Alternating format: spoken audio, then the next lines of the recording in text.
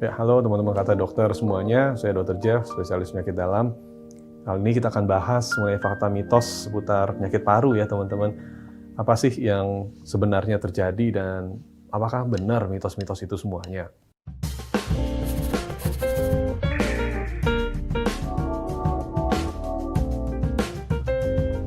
Apakah tidur dekat kipas angin itu bisa menyebabkan paru-paru basah? Jadi banyak banget mitos yang beredar teman-teman, yang banyak kan jadi bingung ya, apakah benar atau enggak sih, apakah ini fakta atau bukan. Bahwa kalau kita tidur di depan kipas angin, terutama yang kenceng gitu ya, apalagi kalau kipas anginnya dingin gitu, apakah bisa lama-lama paru-parunya jadi basah terisi cairan. Nah ternyata itu adalah mitos teman-teman.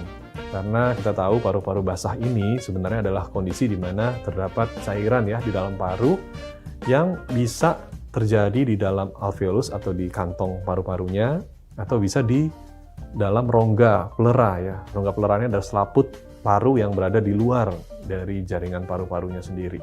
Nah, cairannya bisa menumpuk di situ juga, yang nantinya akan timbul yang namanya efusi plera atau kita kenal dengan cairan di plera. Nah, cairan plera ini yang seringkali disalahartikan sebagai paru-paru basah, teman-teman. Dan juga yang satu lagi adalah pneumonia atau cairan di kantong paru-paru tadi atau alveolus tadi yang orang bilang sebagai pneumonia. Ini juga sering disalahartikan. Jadi ada dua ya kondisi yang sering disalahartikan sebagai paru-paru basah. Yang pertama itu tadi efusi plera, yang kedua adalah pneumonia. Nah, kedua kondisi ini baik pneumonia ataupun efusi plera itu sama sekali tidak terkait dengan kipas angin, teman-teman. Jadi tidak dipengaruhi oleh adanya paparan kipas angin gitu ya, atau angin yang sangat dingin, itu nyata tidak.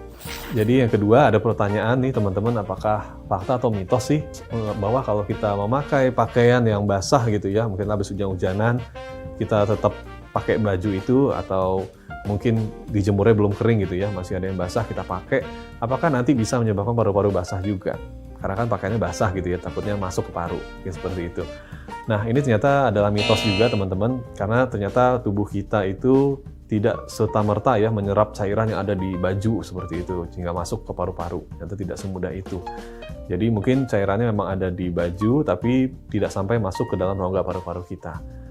Nah, paru-paru basah ini sudah kita ketahui ya, memang adalah kondisi yang terjadi di dalam paru-paru itu, teman-teman. Jadi bukan di luar gitu ya, di kulit atau di dinding dada, bukan seperti itu.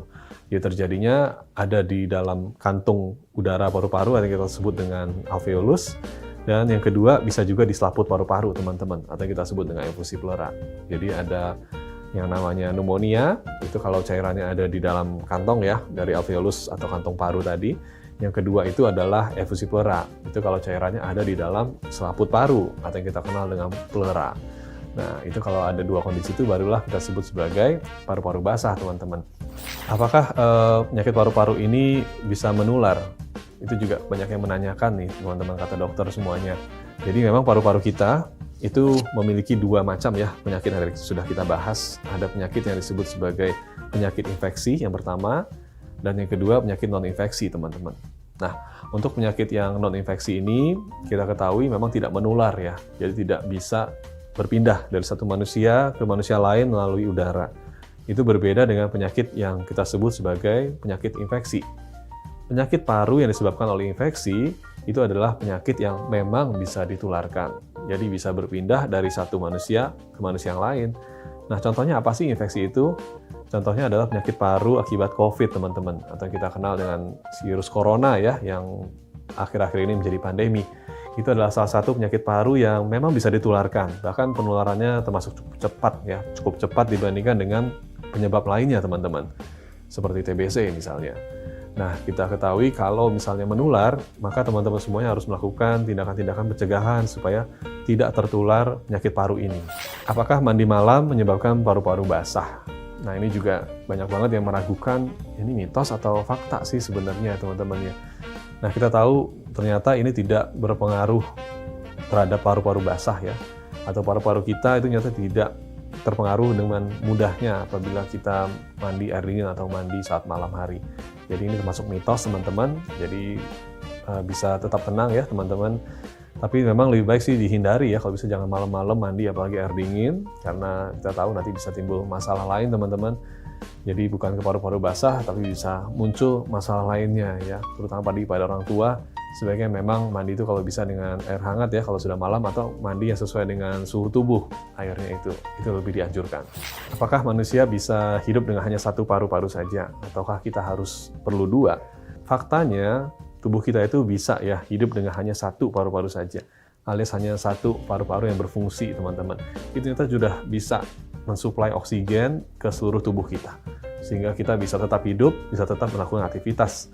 Cuma teman-teman perlu ketahui ya, ini ada syaratnya, yaitu yang pertama pastinya paru-paru yang tersisa atau paru-paru yang satu ini harus dalam kondisi yang peak, kondisi yang sehat, teman-teman. Biasanya kita ukur fungsinya ini dengan menggunakan alat yang namanya spirometri ya, untuk mengetahui berapa persen sih peningkatan atau berapa persen kondisi fungsi paru yang ada sekarang.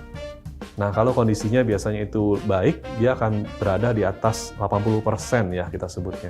Jadi kalau 80% ke atas berarti teman-teman paru itu dalam kondisi yang baik, yang bagus, yang mungkin nanti kalau teman-teman apes atau gimana ya, tinggal satu parunya itu bisa menopang tubuh kita secara keseluruhan.